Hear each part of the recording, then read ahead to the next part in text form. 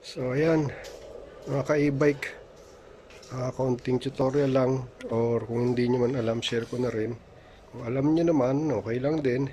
Kasi itong brake natin, ayaw nang gumana. Di na rin halos bumabalik tong ano. So most probably yung yung piston sa loob niyan worn out na.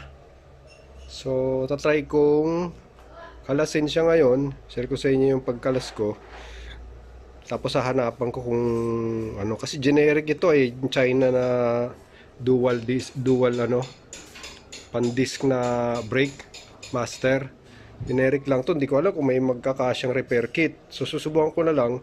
Gagawin ko, babaklasin ko muna siya para madala ko yung sample, mapasukatan. May nagsabi sa akin na ka-e-bike na sukat daw dito yung pang wave 110. So ganun na lang hahanapin ko, babaklasin ko muna. So simple lang naman ito mga ka-e-bike. Ito may tornilyo rito na allen para matanggal mo tong pinaka lever. Tapos yung clip para matanggal mo, dalawang allen din. Kahit di mo natanggal yung side mirror kasi dyan naman siya nakakabit sa clip. Tapos itong banjo bolt. Ito banjo bolt. So 12 lang ito, 12. Tanggalin lang yan. Siyempre, salagyan nyo ng sahod kasi tatagas yung fluid na laman nito, tatagas yun dyan. So masama sa pairings yun na ano yung sira yung pintura. So lalagyan ko lang ito ng sahod. O kaya tatanggalin ko muna yung laman nito. Anin ko muna, di-drain ko muna rito. So hindi ko na mapapakita pagbaklas mga ka-e-bike kasi madali lang naman to. Ito, dalawang tornilyo lang yan, tsaka tong banjo. Matatanggal mo na pag may hiwalay mo na siya. Sa baba ko naman to bubuksan yung yung pinaka niya, piston para mailabas. Okay? So baklasin ko lang, share ko sa inyo yung pagbaklas ng piston pagbukas. Okay, balik ako.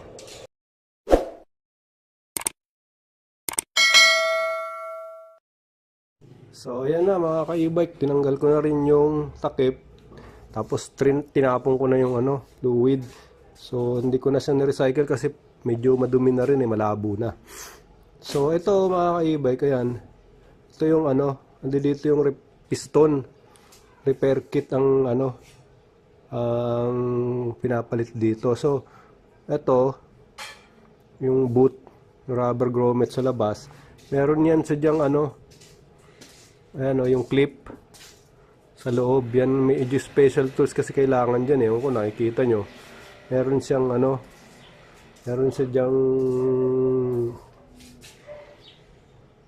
clip yung sa loob. Yung may dalawang butas, pasi, yung may dalawang butas. Yan. So ang ginawa ko, bago ko binaklas yan, umorder muna ako nung tool. Kasi yung mayroon ako nyung dati nawala So umorder muna ako ng tool bago ko ito binaklas. Para hindi ako mahirapan. Kasi pwede naman yan manualin kaso sisira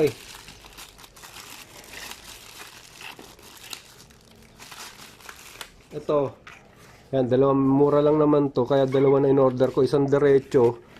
Saka isang baluktot. Yan So isang baluktot.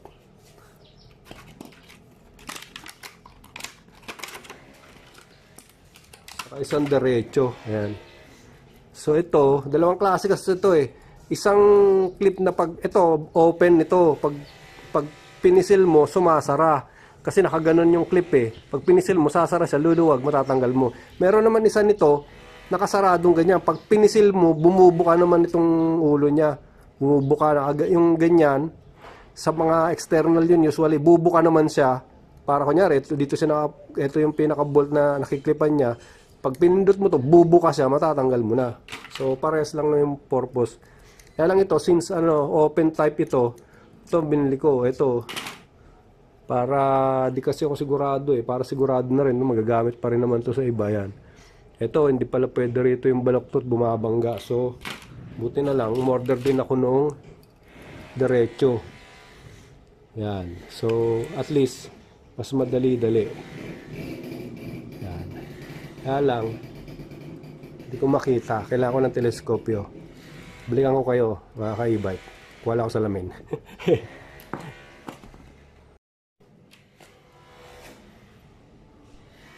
So ayan mga ka-e-bike, tanggalin muna natin yung clip. Hindi na mapupokus nung Hindi na mapupokus nung ayan mga ka-e-bike, makita nyo. Diba? So meron lang siyang clip. Ipapasok mong ganun. Pipigain mo, luluwag siya ngayon doon sa pinaglalagay niya, mabubunot mo na. Okay? So kailangan natin dito long nose, kaya subukan ko muna kung kaya nito. Kuha ko long nose.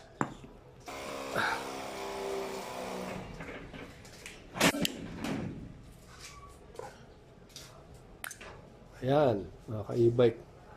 Yan lang, ganun lang siya kadali. So ito lang naman ang composition yan yung spring, saka piston.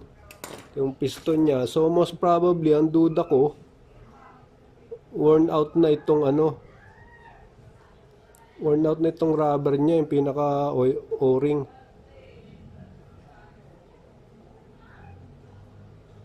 So ito ngayon ang dadaling ko sa MC shop, baka sakaling may kaparehas, susubukan ko. So yun lang muna mga ka-e-bike, balik ako, titingin ako kung merong kaparehas to. Okay mga ka-e-bike, ito na. So yan, nilinis ko na to. Yan, tinan nyo, tubig lang naman, linis lang. Check na rin kung walang bara, makikita nyo naman doon pag lagyan nyo ang tubig yan, tumutulog doon sa loob. So far okay naman, okay pa naman siya. Ito yung nabili natin mga ka-e-bike. So brake master kit ng XRM. Yung sa Wave daw, saka Wave 110 saka XRM, parehas lang. So ayan, genuine pa raw siya. Ayan natin. So ang gagawin na lang, ano nga pala to, 95 pesos ang bili ko. Sa online kasi nakakita ko parang 60 pesos. Tapos 40 yung shipping. So 100 din. Hindi na ako bumili diyan sa mga motor shop.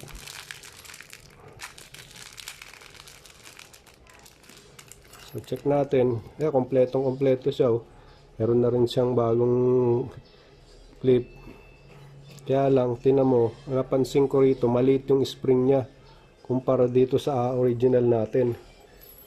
So sa palaran kasi to mga ka-e-bike, hindi ko naman alam kung parehong-pareho siya. So kung titingnan mo, maliit. Yung pang XRM, maliit. Ayan ewan, napapansin nyo. Pati dito, maliit. So, ang duda ko, baka hindi umubra. Pero syempre, susubukan ko pa rin. Yung niya yung diameter niya maliit Ayun, hindi nga kasya, luag. Nahuhulog para dito. So wala, wasted na yung 190. Ayan ito mo. Hirap siya pumasok dito. Pero itong sa XRM, luag. Hindi pwede. Yan ang problema ngayon mga ka-e-bike. So ang gagawin ko na lang is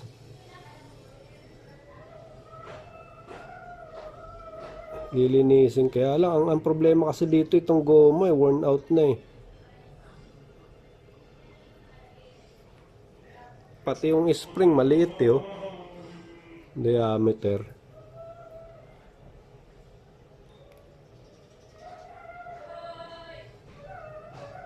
Hindi kasya. Ano kaya to? Ibili kaya akong ganito?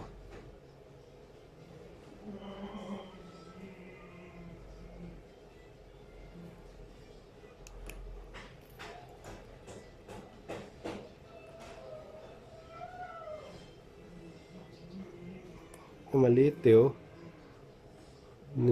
kahit yung diameter nitong spring maliit. Ito problema. So sayang tong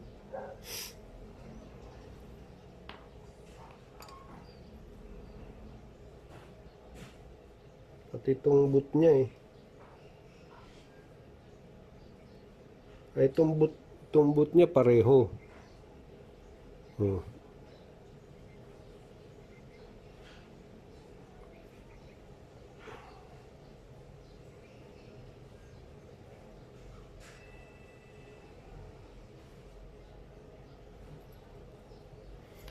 Yung clip.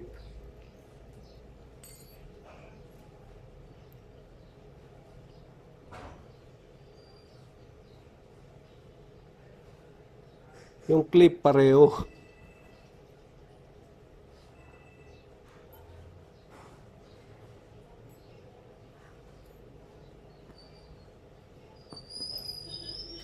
Problema itong pinaka-piston mismo, hindi pareho.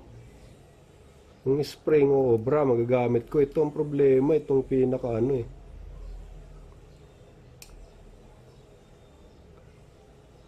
Pati yung ano, halos parehas naman eh.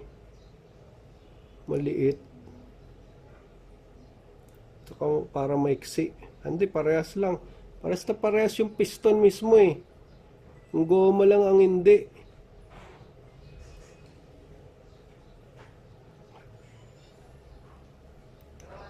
Hindi ko naman masabi na dahil nababad na to sa ano, namaga na. Pwede rin siguro. Kaya lang dapat sikip kasi to eh. Ano, sikip na sikip dapat dyan. Para pagtulak mo nung pagpindot nito, yung ano, tutulak niya yung fluid papunta ron sa brake. Dapat ganyan tsaka sikip yun.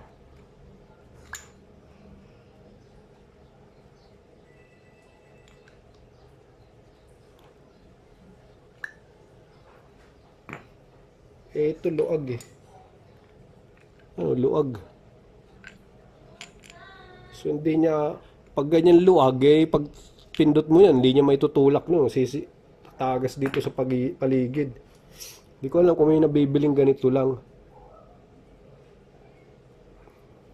So, tatanong ko na lang muna. Wala na to, baka hindi ko na ito mapapalitan kasi binuksan ko na eh.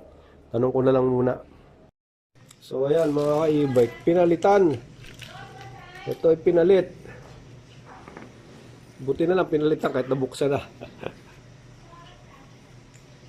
Ayan o, so ito na sabi ko mas malaki ito. At least maganda na o. Hindi na siya nahuhulog sa loob. So most probably okay na to. Pang Rusi. Yung binigay sa akin pang ano, Rusi 125. So ito yung original natin. Parehong-pareho naman. Pati yung spring, pareho size. So, yun talaga. Siya talaga ang match. Iba lang yung groove ng piston. Walang screw, walang thread. Thread style ito yo. Ito diretso lang. Pero palay ko, okay lang naman yan. So, ayan mga ka-e-bike. Tingnan ko yung haba. Mas mahaba pa ito. Mas mahaba yung bago. So malakas ang compress nito. Siguro naman eh okay na to. Yan o. So ang gagawin natin, kuha lang ako ng fluid.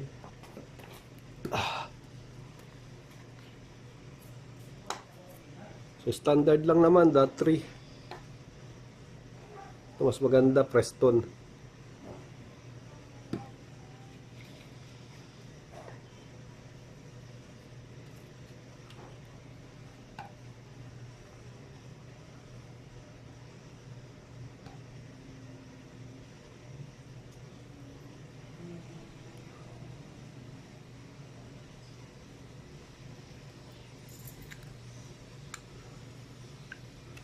Yun, maganda, lakas ng ano, lakas ng laban. So sigurado na ang pagbalik.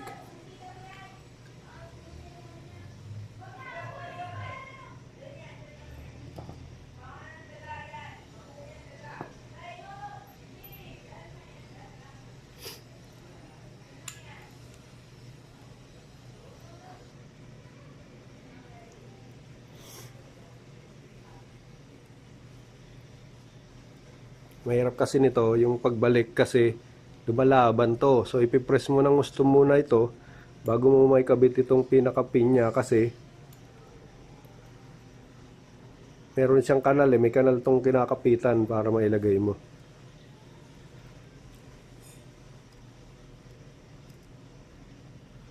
So ganun lang mga ka-e-bike. Sandali lang, hindi ko na maano kasi dito sa camera eh.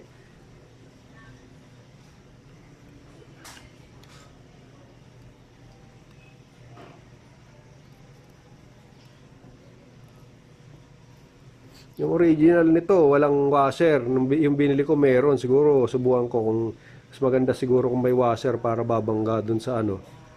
Tapos siyang kakapit. Di ko lang alam kung pasok pa rin pag may washer to. Kung hindi makakasagabal dun sa ano. Sa paglalagyan ng lock.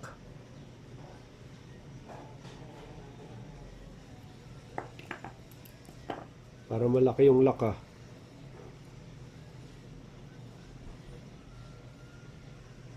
Oh, malaki nga. Medyo malaki yung lock na ano, bago. So itong original na lang gagamitin ko. Ipit ko lang.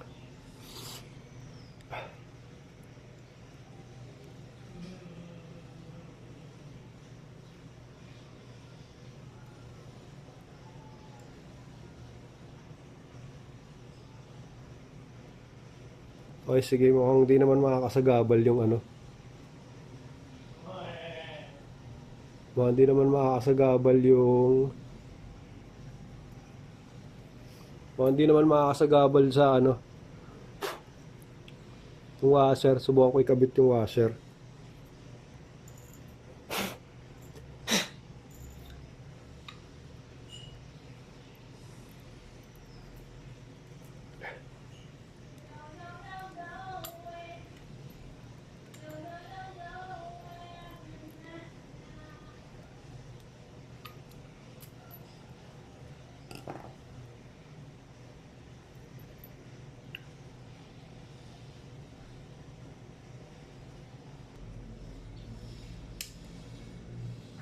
Modulas. Modulas. So isa na mga ka-e-bike hindi ko na masyadong ano sa inyo kasi medyo mahirap ikabit to eh. Kasi malakas na yung ano, lumalaban.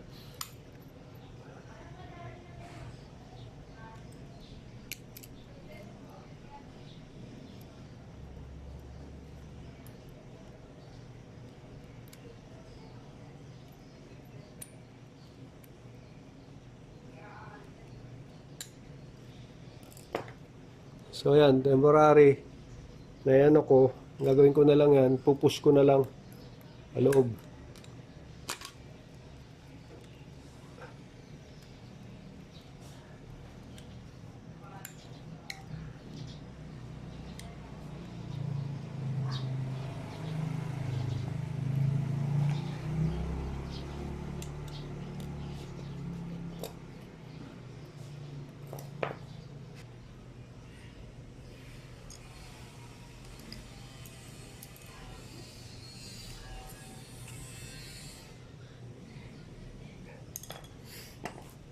Okay, e-bike yan.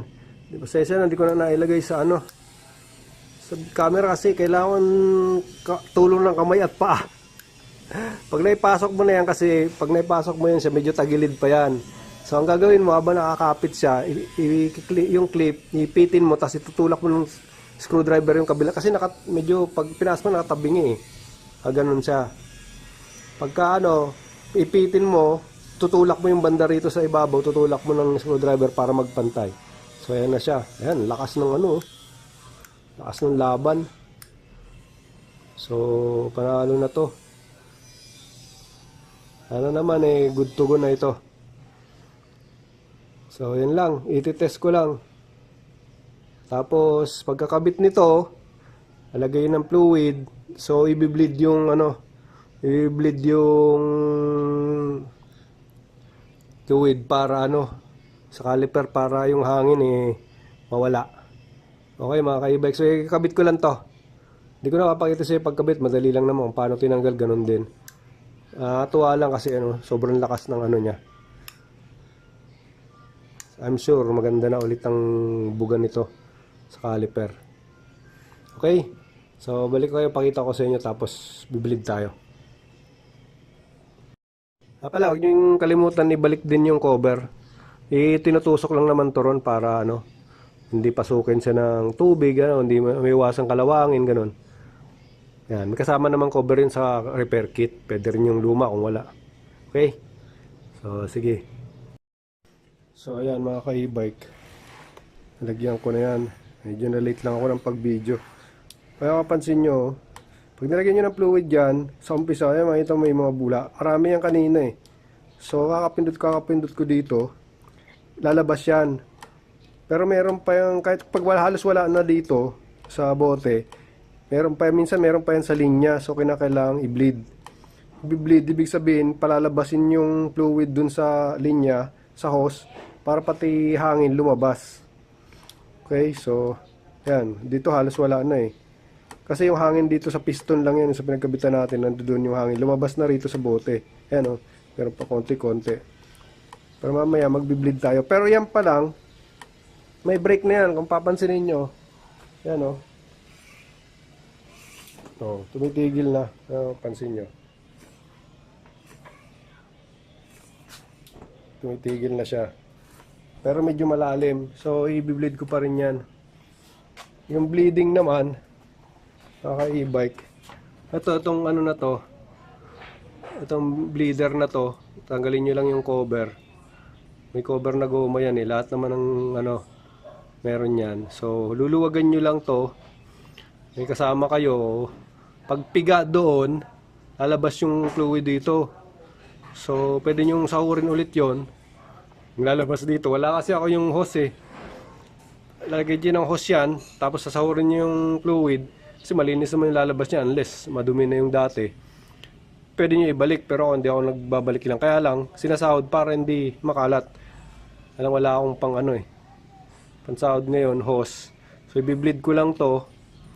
Hindi ko na maipapakita siya. Wala akong kasama eh. Mag-isa lang ako eh. Mag-bleed ako rito. So, yun lang naman mga ka-e-bike. I-bleed nyo lang to tapos okay na yan. So, most probably okay pa yung piston ko. Kasi nung una, ang akala ko itong piston may problema, baka hindi na bumabalik yung yung piston nito. Yung caliper, kala ko itong may problema yung piston, di babalik. Pero nung natuklasan ko, sobrang lambot nung Ngayon napalitan ko, maganda na yung piga niya. Mukhang okay na yung piston, lumalabas, pasok na ulit siya eh. Maganda na yung laro niya pag pinipiga. Pero kung mapapansin nyo pa rin, hindi bumabalik ng gusto. Siyempre, may mga dumi-dumi na rin yan kahit paano. So, ito ngayon ang pinag-eksperimentohan ko kasi kung napansin nyo dun sa unang video ko, may isa. Ito yung una kasing binili ko na conversion, conversion kit. May kasama itong, may kasama itong master, saka may kasama siyang caliper din. Kaya lang yung caliper nun maliit. So, ayokong gamitin muna yon. Ito natuklasan ko, ang kaparehas nito, para magamit ko, yung caliper na pwede is yung pang smash o kaya wave 110. Wave 110 din na caliper. Yung ditusok yung yung merong rito, yung may tusok dito, yung hindi pala pwede yung pang XRM. So yun ang gagamitin ko, bala ko. Umorder ako ng bagong caliper, ipapalit ko rito kasi pasok yung bracket na to. Itong bracket na to pasok sa wave 110. Yan, itong na yan. Pero yung pag sa motor, gagamitin nyo yung conversion kit ng yung yung sa plunge lang saka yung rotor lang gagamitin nyo. Pwede yung pwede yung pang XRM kasi nabubunot naman yung axle nung pang motor eh. So pwede talaga yung pang XRM, pasok talaga kasama na yung bracket niya. Kaya wala yun lang talaga pag pang motor yun lang bibilin nyo. Yung plunge na kinakabit dito, tapos itong disc. Siyempre, magbibili talaga kayo ng hose saka yung master. Okay? So, yan mga ka-e-bike, successful yung natin. At least alam na natin ngayon yung pamalit sa mga generic pala na na master, yung mga ganyan na order sa Shopee is pang Rusi. Kasi yung Rusi standard, China rin yun eh. So, yun kaya siguro yun ang pasok talaga. Kasi sa mga Rakal, halos parehas din eh. Yung Rakal, yung Rusi, halos parehas yung nila. Lalo na yung mga scooter ng Rusi. sa karakal na pangkaliwa, nasa kaliwa sa harap, yung caliper sa harap, yung brake nasa kaliwa, di ba? Pwede mo pagpalitin yung sa karakal tsaka yung sa sa Rusi, pareha sila. So, yun siguro ang dahilan kaya standard din yung para sa mga China manufacturer. So, ito siguro yung kabila naman, yung pangarap ko baka palitan ko na rin yung yung repair kit nung sa master nun. Okay mga ka-e-bike, siguro sana may napulot din naman kayo kahit papaano. Medyo maiksi lang tong video tsaka konti lang yung kasi basic lang naman yung tutorial. At least nakita nyo lang, nagka-idea kayo yung mga gustong mag-repair din ng nila. Sayang naman kasi kung itatapon. Nung una nga, akala ko wala akong makukuhang repair kit, order na sana ulit ako. Yung dual disc ngayon okay na, so gawin ko na lang ulit yung isa kasi okay pa naman yung master ko So yun lang mga ka-e-bike, salamat ulit. Sana may natutunan kayo. Pa-like na lang ulit, share, and subscribe. Salamat ng marami sa Diyos. And God bless sa atin lahat. Thank you.